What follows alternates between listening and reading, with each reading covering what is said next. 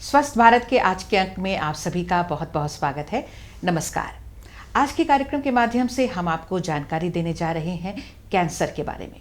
डर गए? बिल्कुल डरने की कोई आवश्यकता नहीं है, क्योंकि हम जानते हैं कैंसर का नाम सुनते ही लोगों को बस मौत ही मौत दिखाई देता है। लेकिन ये कहा जाता है कि तुरंत जांच ना आए आज। अगर कैंसर का पता जल्दी चल जाता है और हम उसकी जांच करा लेते हैं, इलाज करा लेते हैं, तो कैंसर पूरी तरह से ठीक भी हो सकता है। हम आपको बताएंगे कि ये कैंसर क्या है, कितने तरह का होता है, कहाँ कहाँ हो सकता है, क्या इसका इलाज है या नहीं है। जैसे जैसे हम आधुनिकता की ओर बढ़ रहे हैं, कैंसर के पेशेंट्स बढ़ते जा रहे हैं, इसके पीछे क्या कारण है, और जो हमारी जो तकनीक है, जो इलाज की नई नई पद्धतियाँ आ रही हैं, तो क्या वो दिन आएगा जब कैंसर पूरी तरह से ठीक हो जाएगा। ये बहुत सारी महत्वपूर्ण बातें हैं जब आज के इस कार्यक्रम के माध्यम से हम आपको बताएंगे।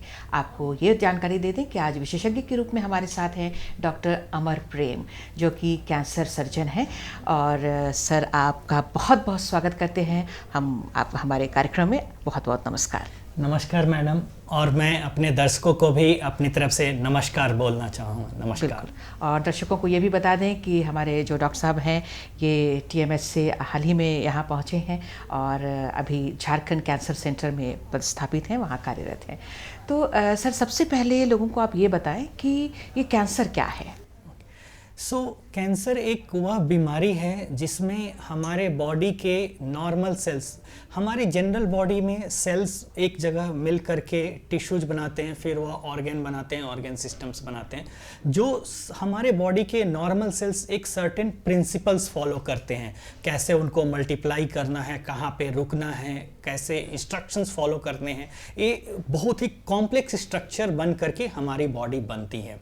अब कैंसर सेल्स वह होते हैं जो इनमें से किसी प्रिंसिपल को फॉलो नहीं करता। वह अपने आप तेजी से मल्टीप्लाई, मतलब बहुत गुने में बढ़ना शुरू हो जाते हैं। पहले वह लोकल लेवल पे बढ़ते हैं, फिर शरीर के अगर उसकी उसी जगह पे रोकथाम नहीं की गई तो फैल करके दूसरी जगहों पे जाने का चांस रहता है। तो ये धीरे धीरे शरीर के दूसरे अंगों में जाने का चांस बन जाता है। यही अपने नॉर्मल पैटर्न से हट करके तेजी से मल्टीप्लाई करने वाले सेल्स को ही हम कैंसर सेल्स कहते हैं। तो ये मतलब है कि जो कैंसर है वो शरीर के किसी भी अंग में हो सकता है। कहते भी हैं कि बाल और नाखून को अगर हम छोड़ दें तो कहीं भी ये कैंसर जो है वो डेवलप कर सकता है। जी बिल्कुल मैडम, हमारे शरीर में कहीं भी हमारी जो नॉर्मल सेल्स हैं, कहीं पे भी वो सेल्स मल्टीप्लाई करना शुरू कर सकते हैं और वह कैंसर बना सकते हैं। यह बोलने के बावजूद कोई ऑर्गन होते हैं जो ज़्यादा प्रीडिस्पोज्ड होते हैं कैंसर बनाने के। अच्छा। खास करके हमारे बॉडी के वह टिश्यूज जहाँ पे नॉर्मल सेल मल्टीप्लाई हो रहे होते हैं, या फिर हम नॉर्मल जगह को इरिटेट कर रहे हैं, तो उन जगहों का कैंसर सेल्स बनने का चांस ज़्यादा रहता है। बिल्कुल। तो हम आगे जैसे जैसे अपने कार्यक्रम को आगे बढ़ाएंगे, ये भी जानने की कोशिश करेंगे कि कहाँ कहाँ पे मुख्यतः ये जो कैंसर है जल्दी होने के चांसेस होते हैं। लेकिन उससे पहले सर, ये जानना बहुत ज़रूरी है। कई बार आप तो एज अ चिकित्सक आप देखते ही होंगे कि लोग लेट से पहुंचते हैं, और कैंसर के बारे में हम हमेशा कहते हैं कि जितनी जल्दी हम जाएंगे तभी ठीक होगा ये कैंसर। तो इसके मूल कारणों को जानना बहुत ज़रूरी है कि कैंसर होने के जो मुख्य कारण हैं, या ये कहें कि कौन लोग इससे ज़्यादा प्रभावित होते हैं। जी मैडम, कैंसर का एक डेफिनेट कारण अभी तक नहीं पता है। बहुत सारे फैक्टर्स मिल करके हमारी बॉडी को प्रीडिस्पोज करते हैं कैंसर बनने के लिए। उन सारे फैक्टर्स को हम लोग रिस्क फैक्टर्स बोलते हैं। तो मैम, जैसे अपने रीजन पे देखेंगे, इस पार्ट ऑफ कंट्री पे लोग बहुत ज़्यादा गुटखा, तंबाकू यह सब खा रहे होते हैं, या सिगरेट पी रहे होते हैं। तो उन सब से हमारे मुंह का कैंसर का रिस्क बढ़ जाता है, फेफड़ों का कैंसर का रिस्क बढ़ जाता है, यूरिनरी ब्लैडर का कैंसर का रिस्क बढ़ जाता है, स्टमक के कैंसर का रिस्क बढ़ जाता है। पर ये हुए एक्सटर्नल फैक्टर्स। हमारी बॉडी में इंटरनल जेनेटिक म्यूटेशंस भी होने के रिस्क रहते हैं। जो अगर जेनेटिक म्यूटेशन अगर हमारी बॉडी में प्रेजेंट है तो सर्टेन कैंसर के रिस्क हमारी बॉडी में बढ़ जाती है। एज फॉर एग्जांपल अभी जो हम कॉमनली यूज करते हैं, जैसे कि हम बोलते हैं BRCA म्यूटेशन। अगर BRCA1 म्यूटेशन प्रेजेंट है तो किसी भी फीमेल्स में ब्रेस्ट कैंसर का रिस्क बढ़ जाता है, ओवेरियन कैंसर का रिस्क बढ़ जाता है। तो ऐसा एक कारण नहीं बोल सकते, पर बहुत सारे फैक्टर्स मल्टीप्लाई करके हर साइट के लिए अलग अलग रिस्क फैक्टर्स रहते हैं जो हमें कैंसर अल्टीमेटली कैंसर बना देते हैं। बिल्कुल, मतलब कुछ ऐसे कारण हैं जिनको हम खुद आमंत्रित करते हैं और कुछ ऐसे कारण हैं जिन पर हमारा कोई जोर नहीं है। तो आपने जो बताया है, इसका मतलब हम ये समझे कि ये आनुवंशिक भी कैंसर जो है वो हो सकता है। अगर किसी फैमिली में किसी को है तो आने वाली पीढ़ियों में ये हो जाने के चांसेस बहुत ज़्यादा होते हैं। बिल्कुल मैडम, सर्टेन रिस्क रहता है। जैसे कि अगर किन्हीं की फैमिली में BRCA म्यूटेशन प्रेजेंट है तो हम लोग उनको बोलते हैं कि आपकी फैमिली पे, ऐसा नहीं है कि जिनकी फैमिली में प्रेजेंट है सभी को कैंसर होएगा, पर वो रिस्क बढ़ करके 40 to 50% रिस्क रहता है अगर वो पर्टिकुलर जेनेटिक म्यूटेशन प्रेजेंट है। पर हर जेनेटिक म्यूटेशन का अपना रिस्क फैक्टर होता है, वो थोड़ी डिटेल्ड हो जाएगी। पर हाँ, ये है कि अगर हमारी फैमिली में मान लीजिए BRCA1 म्यूटेशन या BRCA2 म्यूटेशन प्रेजेंट है तो मेरी फैमिली में सर्टेन कैंसर्स के रिस्क फैक्टर ज़्यादा है। तो ये जो रिस्क फैक्टर्स ज़्यादा हो जाते हैं तो उसको कैसे हम कंट्रोल कर सकते हैं या अपने से दूर कर सकते हैं? कि ऐसी कोई साइंस अभी है हमारे पास में? कुछ चीज़ें अवेलेबल हैं मैम, जिसको कि हम पूरा कंप्लीटली दूर तो नहीं कर सकते, पर अगर हम अवेयर हैं तो हम रेगुलर चेकअप के लिए जाते रह सकते हैं। हम लोग सर्टेन टेस्ट बोलते हैं जैसे स्क्रीनिंग, मैमोग्राम, वह कर सकते हैं। और कुछ सर्जरीज होती हैं या कुछ प्रोसीजर्स होते हैं जिससे हम उन रिस्क को कम कर सकते हैं। जैसे कि किसी में हम लोग बोलते हैं रिस्क रेड्यूसिंग सैल्पिंगोओफरेक्टमी, जिसमें हम दोनों तरफ की ओवरीज को रिमूव कर देते हैं। तो जिसमें BRCA म्यूटेशन प्रेजेंट है, हमने ओवरीज रिमूव कर दिया तो हमने ओवरी का रिस्क भी कम किया, और साथ में सिंस कि उनके हार्मोन सिक्रीशंस कम हो जाते हैं, हमने ब्रेस्ट कैंसर रिस्क भी कम किया। पर यह सारे प्रोसीजर्स हमें बहुत डिटेल्ड में जेनेटिक काउंसलिंग करने के बाद ही पता चलता है। इसलिए जैसे ही लक्षण दिखाई देता है, लेकिन वही बात है डॉक्टर साहब की कई बार शुरू में पता ही नहीं चलता है, लक्षण समझ में नहीं आते हैं। तो ये रेगुलर जो जांच की बात हो रही है वही कराने से पता लगेगा या कुछ लक्षण दिखाई देते हैं? हम लोग कैंसर को बोलते हैं, कुछ हम लोग बोलते हैं सरफेस मैलिग्नेंसीज। सरफेस मैलिग्नेंसीज मतलब हमारे बॉडी के सरफेस पे बाहर से ही पता चल जाता है, पर हम लोग कई बार ऐसे इग्नोर कर रहे होते हैं। जैसे हमारी मुंह में मान लीजिए कोई अल्सर हो रहा है जो लंबे समय तक भर नहीं रहा है, या शरीर के किसी भी अंग पे हमारा एक अल्सर या घाव बन गया है जो भर नहीं रहा है, तो उसमें हमेशा हमें एक कैंसर स्पेशलिस्ट के पास आके अगर हम जांच करा ले, वो लोग एक छोटा सा बायोप्सी करेंगे और बता देंगे कि कैंसरस है या नहीं है। इसी प्रकार का हो गया, जैसे मैक्सिमम फीमेल्स में ब्रेस्ट कैंसर हो गया, स्तन में कैंसर हो गया, तो हमें वो गांठ या तो छूने से पता चल जाता है, या फिर खुद अगर हम एक मिरर के सामने, जिसको हम लोग सेल्फ ब्रेस्ट एग्जामिनेशन बोलते हैं, अगर हम देखें तो वो गांठ हमें उनमें दिख जाता है। तो दिखते ही अगर हम कैंसर स्पेशलिस्ट के पास आ जाएं तो फिर वो लोग जांच करके बता सकते हैं। इतना बोलने के बावजूद मैं एग्री करता हूं और मानता हूं कि कुछ कैंसर्स ऐसे होते हैं जिसमें हमें इनिशियली कुछ पता ही नहीं चलता। जैसे कि हमारे इस गंगेटिक बेल्ट में गॉल ब्लैडर, पित्त की थैली का कैंसर बहुत कॉमन है। अब इसमें शुरुआती दौर पे बहुत ही कम लोगों को इतना ज़्यादा दर्द होता है कि वह डॉक्टर के पास आए। मैक्सिमम लोगों को कुछ ऐसे पता ही नहीं चल रहा होता, वो थोड़ा थोड़ा दर्द के लिए जब डॉक्टर के पास टेस्ट कराते हैं, अल्ट्रासाउंड या सिटी स्कैन, तो पता चलता है कि पित्त की थैली में कोई गांठ है। या फिर CA ओवरी, जिसको कि हम ओवेरियन कैंसर बोलते हैं, उसमें भी इनिशियल स्टेजेज में बहुत कम लोगों को पता चल पाता है। पर सभी में सभी प्रकार की जांचें करना भी पॉसिबल नहीं है। सभी में कुछ कॉस्ट्स आते हैं, कुछ इन्वेजिव प्रोसीजर्स आते हैं होते हैं। पर मोर और लेस सरफेस मैलिग्नेंसीज को हम डिटेक्ट कर सकते हैं। और किसी किसी कैंसर के लिए अभी एक बहुत ही अच्छी स्क्रीनिंग गाइडलाइंस भी आ गई है जिसको हम फॉलो कर सकते हैं। जैसे कि वेस्टर्न कंट्रीज में अभी हायर एज ग्रुप पे मोर देन 45 और अलग अलग सोसाइटी की अलग अलग गाइडलाइंस होती हैं। मोर देन 45 या मोर देन 50 ईयर्स की फीमेल में हम लोग साल में एक बार मैमोग्राम कर रहे होते हैं, ताकि अगर कोई गांठ आए ही तो हम उसको बहुत ही अर्ली स्टेज में डिटेक्ट कर सकें और उसको ट्रीट कर सकें।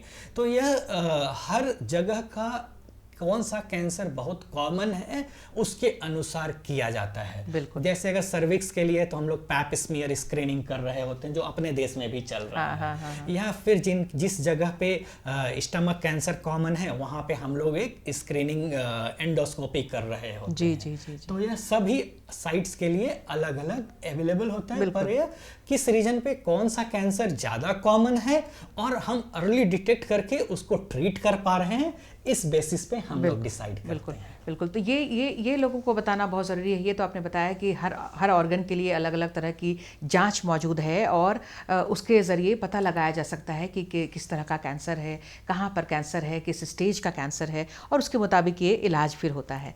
इलाज के नाम पर फिर ऐसी ऐसी चीज़ों का नाम आता है कि लोग डर जाते हैं। और आप तो सर्जन हैं, आपसे ऐसे ही डर लगता है, सर्जरी के नाम से ही लोगों को डर लगता है।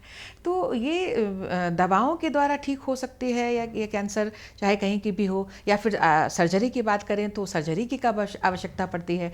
थोड़ी बहुत उत्सुकता अब इलाज के लिए हमें हो रही है सर। जी मैम, तो मैं अपने दर्शकों को ये भी बताना चाहूँगा कि कैंसर का मुख्यतः इलाज हमें एक कोई डॉक्टर से बहुत कम ऑर्गन का इलाज होता है। इसमें हम बोलते हैं मल्टी डिसिप्लिनरी टीम मैनेजमेंट। मुख्यतः जो कैंसर का इलाज होता है वह 3 प्रकार का होता है: कैंसर सर्जरी, कीमोथेरेपी, रेडिएशन, जिसको कि हम सेकाई बोलते हैं। कीमोथेरेपी में भी अभी मल्टीपल पार्ट्स आ गए हैं, जैसे targeted therapy, immunotherapy and chemotherapy. तो अगर ये मुख्य प्रकार का इलाज होता है, पर वो हर ऑर्गन का कौन सा स्टेज है उसके अनुसार डिसाइड करना पड़ता है। बहुत सारे कैंसर्स में अगर हम अर्ली डिटेक्ट कर लें तो 1 या 2 मोडालिटी से ही इलाज संभव हो जाता है। और जब कई बार थोड़ी अगर एडवांस हो जाती है तो फिर हमें 2-3 मोडालिटी यूज करना पड़ता है। एज फॉर एग्जाम्पल बताना चाहूँगा मैम कि मान लीजिए हमने मुंह का कैंसर अगर हमारे पास अर्ली स्टेज पे आया है तो हमारा बस सर्जरी से उसका इलाज संभव है। सर्जरी से, सिर्फ ऑपरेशन से ही इलाज संभव है। पर अगर मान लीजिए कि यहाँ के अलावा हमारे पास जो गले के लिम्फ नोड्स होते हैं उसमें भी बीमारी गई हुई है, तब फिर ऑपरेशन के साथ साथ हमें रेडिएशन सेकाई देना पड़ता है। और सर्टेन फैक्टर्स होते हैं वह है तो साथ में हमें कीमोथेरेपी भी देनी पड़ती है। पर मैं अपने दर्शकों को यह बताना चाहूँगा कि जो यह डरने वाली बात है वह डरना नहीं होता है।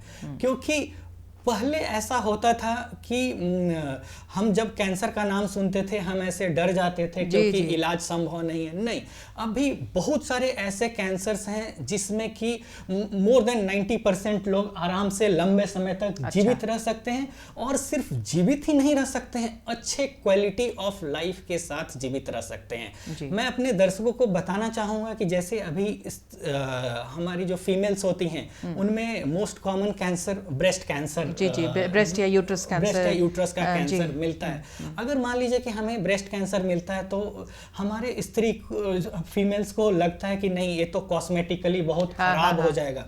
नहीं, कैंसर सर्जरी हमेशा खराब कॉस्मेसिस का नहीं होता है। जी। अभी अगर आप अर्ली स्टेज पे हमारे पास आते हैं तो जो इसका सर्जरी होता है उसमें हम पूरी स्तन बचाते हुए भी ऑपरेशन कर सकते हैं। और जो डिफेक्ट रहा उसको हम लोग ओंकोप्लास्टी बोलते हैं, जिसमें कि हम उसको रिकंस्ट्रक्शन भी करते हैं। और रिकंस्ट्रक्शन करके आपका कॉस्मेसिस पहले जैसा था ऑलमोस्ट लगभग उसके जैसा ही दे सकते हैं। या फिर मान लीजिए कि किसी महिला ने थोड़ा लेटर स्टेज पे प्रेजेंट किया पर अभी शरीर में और कहीं फैला नहीं है तो हम कीमोथेरेपी का सहायता ले सकते हैं। उस ट्यूमर को छोटा कर सकते हैं, फिर हम स्तन बचा के सर्जरी कर सकते हैं। या फिर मान लीजिए कि पूरा का पूरा स्तन भी रिमूव करना पड़ा, फिर भी हम दूसरे जगह का टिश्यू लेकर के, जिसको कि रिपेयरिंग हो जाती है, फ्लैप रिकंस्ट्रक्शन बोलते हैं, जी। वह कर सकते हैं। यह मैंने एग्जांपल दिया स्तन की सर्जरी का, क्योंकि अभी के समय में महिलाओं में सबसे कॉमन कैंसर है। पर सेम चीज शरीर के दूसरे अंगों के साथ भी सेम प्रिंसिपल लगता है। अभी हम लोग मान लीजिए ओरल कैविटी का सर्जरी किए, तो हम लोग फ्री फ्लैप लेकर के पैर से या हाथ का फ्री फ्लैप लेकर के उसको भी अच्छे से रिकंस्ट्रक्ट कर सकते हैं। सबसे महत्वपूर्ण बात मैं अगर दर्शकों को बताना चाहूँगा तो यह बताना चाहूँगा कि डरने की बात नहीं होती है। आपको हिम्मत लेकर के इलाज करना होता है। कई प्रकार की भ्रांतियां हमारे सोसाइटी में फैली हुई हैं, पर वह कई बार सही नहीं होती। जो सही जानकारी है वह जानने के लिए आप एक कैंसर के डॉक्टर के पास आ जाएंगे, वह आपको सही जानकारी देंगे, तब आप हमेशा डिसीजन तो आपको ले सकते हो, तो आप तब आराम से डिसीजन ले सकते हैं। बिल्कुल ये सही आपने कहा है दर्शकों से, क्योंकि लोगों के अंदर ये भावना हमेशा रहती है सर कि इलाज हो रहा है तो उस दौरान फिर सर्जरी नहीं होना चाहिए, या और कुछ हो रहा है और कुछ समस्या है अगर अदर देन कैंसर, तो उसमें भी अगर कुछ दिक्कत है तो वो जो घाव ऑपरेशन करने से वो कैंसरस हो जाता है। इस तरह की भी बहुत सारी जो भ्रांतियों की आपने बात की है। तो खैर ये भ्रांतियाँ तो आप दूर कर ही रहे हैं लोगों को बताकर कि इसमें कोई इस तरह की बात जो है वो नहीं होती है। लेकिन ये इलाज के बाद क्या, जैसे आपने कहा कि क्वालिटी ऑफ लाइफ भी बढ़ जाती है और लाइफ का जो ड्यूरेशन है, हमारा जो उम्र है वो भी बढ़ जाती है, तो लेकिन उसके बाद भी कुछ प्रिकॉशंस, सावधानियाँ इस तरह की ज़रूरत पड़ती है क्या? जी, वो सबसे पहले तो मैम मैं जो भ्रांतियों की बात आई उसमें मैं बताऊंगा कि हम लोग के पास जो इस पार्ट में कॉमन क्या क्या भ्रांतियां लोग ले करके आते हैं। हाँ, जरूर बताएं। तो सबसे पहले जैसे कि कीमोथेरेपी के लिए लोग सबसे पहले मैक्सिमम फीमेल्स आके हमसे सबसे पहले पूछते हैं, सर बाल झड़ जाएंगे क्या? तो मैं बताना चाहता हूँ कि यह सब टेम्पररी है। सारे कीमोथेरेपी से बाल झड़ते भी नहीं। अभी बहुत सारे हमारे पास targeted therapy, hormonal therapy, immunotherapy अगर एप्लीकेबल आपके केस में रहता है, वो यूज होता है, तो आपके बाल झड़ते भी नहीं। अगर कीमोथेरेपी से बाल झड़ते भी हैं तो वह कुछ समय के बाद आपको वापस आ जाते हैं। फिर हमसे सर्जरी में एक कॉमन सवाल पूछा जाता है कि जब भी हम कैंसर डायग्नोस करने के लिए पेशेंट को बोलते हैं कि बायोप्सी करना है, तो सबसे पहले सवाल है, सर उसको छेड़खानी करने से फैलेगा तो नहीं? तो नहीं सर, ऐसा नहीं है। डॉक्टर उन्हीं कंडीशन में आपको बायोप्सी के लिए बोलते हैं जिसमें हमें कैंसर प्रूफ करके, अगर हमें पहले से पता है कि हम कैंसर का इलाज कर रहे हैं तो हमारा अलग प्लानिंग हो सकता है, हम उसका यूज करते हैं। यह बेबुनियाद बातें हैं कि अगर हमने उसको बायोप्सी किया तो फैल जाएंगे। यह रही भ्रांतियों की बात। बिल्कुल। जैसा मैडम आपने मेरे से सवाल किया कि उसके बाद भी क्या प्रिकॉशंस लेने होते हैं इलाज के बाद। हाँ जी, सबसे पहले तो जो हमारे बैड हैबिट्स पहले थे उनको एब्सोल्युटली मतलब कंप्लीटली स्टॉप करना है। जैसे अगर हम धूम्रपान का सेवन कर रहे हैं, सिगरेट पी रहे हैं, तंबाकू यूज कर रहे हैं, अगर हम उसके पहले अल्कोहल वगैरह, शराब वगैरह ज़्यादा पी रहे हैं, तो जब कैंसर का इलाज हो चुका है आपको उनको वापस से उसी रास्ते पे नहीं जाना है। सबसे पहला पॉइंट। दूसरा पॉइंट, जब इलाज हो जाता है तो डॉक्टर आपको रेगुलर टाइम पे वापस चेकअप के लिए आने बोलते हैं, डिपेंडिंग ऑन कि आपका किस जगह का इलाज हुआ है और क्या रिस्क फैक्टर है। तो उन टाइम पे आपको जाना पड़ता है। उसमें कई सारे जगहों पे ऐसा होता है कि हमें साल में एक बार सिटी स्कैन करना पड़ता है या कुछ अलग प्रकार की जांचें, ब्लड टेस्ट जिसको कि हम लोग ट्यूमर मार्कर्स बोलते हैं। तो जैसा डॉक्टर वो एडवाइस करते हैं उसके अनुसार आपको फॉलो अप करते रहना पड़ता है। यह जो हम फॉलो अप करते हैं उसका हमारा मेन टारगेट यह रहता है कि अगर वो बीमारी वापस आए तो हम उसको जल्दी पकड़ लें और जल्द से जल्द उसका नेक्स्ट इलाज शुरू कर दें, क्योंकि उसके बाद भी इलाज पॉसिबल है और उसके बाद भी हम कंप्लीटली क्योर करके आपका जीवन दे सकते हैं। बिल्कुल बिल्कुल। जो कारणों में आपने बताया कि जो बहुत सारी जो आदतें हैं, हमारी बुरी आदतें हैं, वो सब तो खैर हैं ही। एक सवाल और जो जहन में आ रहा है कि आजकल जो हमारे आधुनिक जो हमारी जीवन शैली हो गई है, खान पान बदल गया है हमारा, एक्सरसाइज का टाइम नहीं निकाल पाते हैं लोग, तो गलत खान पान होता है। क्या इसका भी प्रभाव पड़ता है अगर हम कैंसर के बारे में बात कर रहे हैं? जी मैडम, तो मैं दर्शकों को बताना चाहूँगा कि उसका भी प्रभाव बहुत ज़्यादा मात्रा पे पड़ता है। पर्टिकुलरली अभी का जो हम लोग बोलते हैं सीडेंटरी लाइफ स्टाइल, मतलब उस प्रकार का लाइफ स्टाइल जिसमें हम मैक्सिमम टाइम या तो बैठे हुए रहते हैं या फिर सो रहे होते हैं, बाहर का हम एक्टिव एफर्ट्स नहीं ले रहे होते हैं, हमारे एक्सरसाइजेज कम हो गए हैं। तो इन सब sedentary life style, poor dieting habits, इनके कारण भी डेफिनेटली कैंसर का रिस्क बढ़ता है। और अगर हम इसी को दूसरे एंगल से देखें कि अगर हम रेगुलर लाइफ स्टाइल कर रहे हैं, प्रॉपर घर का बना हुआ अच्छा खाना खा रहे हैं, तो हमारी इन सब कैंसर का रिस्क भी कम होता जाता है। बिल्कुल, बहुत अच्छी बात है सर। और एक और जो सवाल है, कई पेशेंट्स हम लोगों ने भी देखा है कि जैसे वो उन्होंने कहा कि हम कभी सिगरेट नहीं पीते हैं, नहीं खाते हैं गुटखा, हमारा बाकी सब चीज़ ठीक है, लेकिन जो अगल बगल वाले हैं वो धूम्रपान कर रहे होते हैं। तो क्या ये जो पैसिव जिसको हम कहते हैं वो उसके चलते ये कारण हो जाता है? भी एक पैसिव स्मोकिंग भी एक मेजर कॉज रहता है। पर्टिकुलरली यह तंबाकू खाने वाले में तो नहीं अप्लाई होता है, लेकिन जो धुएं के रूप में स्मोकिंग का जो रहता है, या फिर हमारे घर पे अगर कोई और स्मोकिंग कर रहा है और हम एज बचपन से ही उसमें बहुत ज़्यादा, बिल्कुल, मतलब माहौल जो वातावरण है हमारा वहाँ पर अगर उसका धुआं है जी, या फिर हम उस जगह पे रह रहे हैं जहाँ बहुत ज़्यादा पॉल्यूशन है, इन्वायरमेंटल फैक्टर्स जहाँ पे, जैसे कि कई सारे हमारे रीजन के लिए अप्लाई होता है कि जैसे कई जगहों पे कोयला खदानें हैं, लोग उन जगह पे बहुत ज़्यादा एक्सपोज्ड होते हैं, तो उन सब में ये इन्वायरमेंटल फैक्टर्स का भी एक मेजर रोल होता है। बिल्कुल, जो कई बार खदानों में जो काम करने वाले हैं उन लोगों में लंग कैंसर की बहुत ज़्यादा संभावनाएं होती है। तो ये जो लंग कैंसर है सर, ये इसमें भी क्या सर्जरी या दवाएं ये ठीक हो सकती हैं क्या? बिल्कुल। लंग कैंसर के लिए भी मैम ऐसा रहता है कि अगर वो अर्ली स्टेज पे ही डिटेक्ट होता है, मान लीजिए स्टेज 1, ये डिटेक्ट हो पाता है क्या? जी हाँ, जी मैडम, इनका जो लोगों में जो प्रेजेंट करते हैं कुछ सिम्टम्स जो मैं आपको ऐसे बता देता हूँ जो आता है, जैसे कि खांसी का आना, बलगम में खून का आना। जी, हमारे देश में समहाउ ऐसा बन गया है कि जैसे ही किसी को खांसी होता है, बलगम में खून आता है, लोग सारी जांचें ट्यूबरकुलोसिस का करा देते हैं। पर हम यह नहीं ध्यान देते कि यह कैंसर भी हो सकता है, तो हमें उसका भी जांच कराना चाहिए। और यह एक नॉर्मल एक सीटी स्कैन पे डिटेक्ट हो जाता है कि हमारे लंग्स में, फेफड़ों में एक गांठ है। और अगर अर्ली स्टेज पे डिटेक्ट करते हैं तो ऑपरेशन के बाद कीमोथेरेपी, मैक्सिमम लोग ठीक हो सकते हैं। अच्छा। पर प्रॉब्लम यह है कि मैक्सिमम लोग बहुत ही एडवांस्ड स्टेज पे आते हैं। पर अभी एडवांस्ड स्टेज में भी लंग कैंसर में इतनी सारी टारगेटेड थेरेपीज और इम्यूनोथेरेपीज आए हैं कि हम उनकी जीवन को उसके बावजूद बढ़ा सकते हैं। तभी भी ऐसे हिम्मत हारने वाली या डरने वाली बातें नहीं होती हैं। बिल्कुल, मतलब कहने का मतलब है कि किसी भी अंग में हो तो ये अगर समय पे लोग पहुंचते हैं तो उसका ट्रीटमेंट हो सकता है। अभी वर्तमान में इलाज के लिए लोगों को बाहर जाना पड़ता है, क्या यहाँ भी उचित इलाज या समुचित इलाज जिसको कहते हैं वो हो सकता है? बिल्कुल।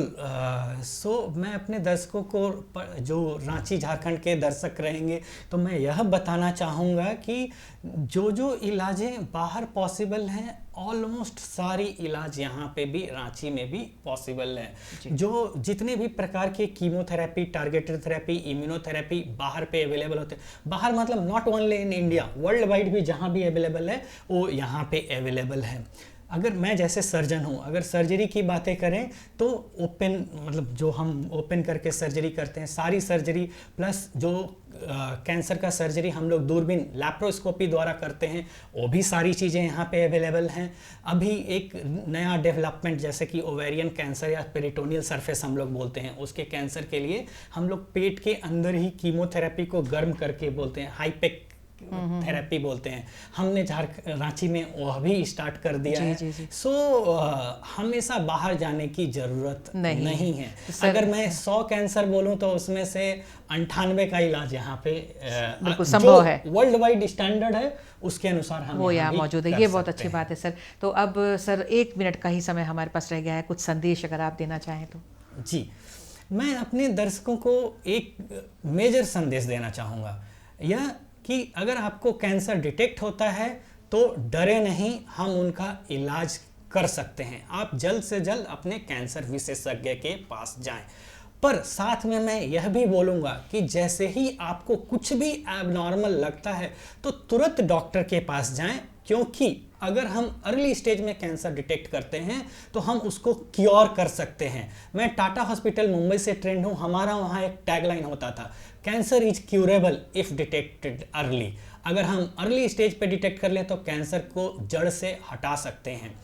अगर आप अर्ली स्टेज पे डॉक्टर के पास आ जाते हैं तो सारी चीज़ें छोटी होंगी, ऑपरेशन छोटा होएगा, कीमोथेरेपी की ज़रूरत हुई वो छोटी होएगी, रेडियोथेरेपी की अगर ज़रूरत हुई वो कम पड़ेगी, आपका पैसे कम खर्च होंगे, शरीर का टिश्यू कम लॉस होएगा, आपका कॉस्मेसिस अच्छा होगा। सिर्फ एक चीज़ ज़्यादा रहेगा, वह आपका जीवन और क्वालिटी ऑफ लाइफ दोनों बहुत बढ़िया रहेगा अगर हम जितना जल्दी अर्ली स्टेज पे डॉक्टर के पास आ जाते हैं। जी जी जी, बिल्कुल, बहुत ही बढ़िया संदेश सर आपने दिया है।